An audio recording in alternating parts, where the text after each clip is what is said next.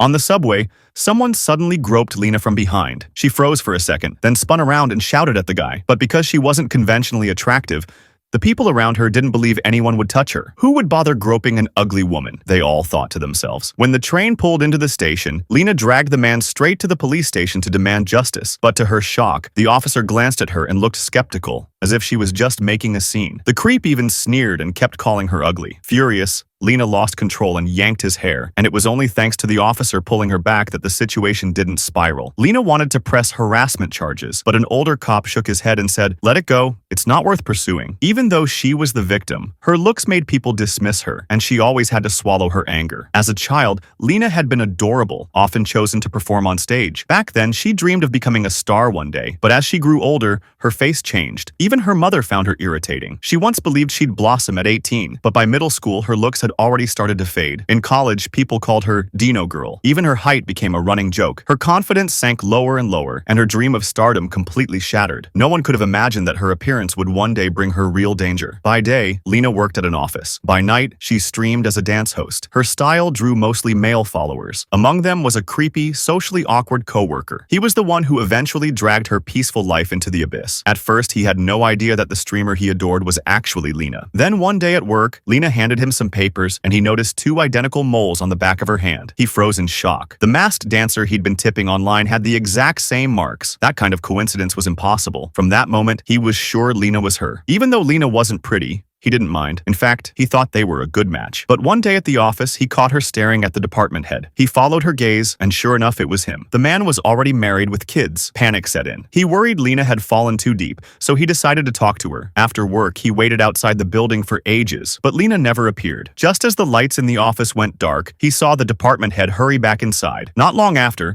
Lena followed him in. The man's stomach dropped. He couldn't tell if it was a coincidence, so he quietly trailed after them. The office was empty, silent, not a soul in sight. But as he crept closer to the conference room, he heard sounds that made his face burn and his heart race.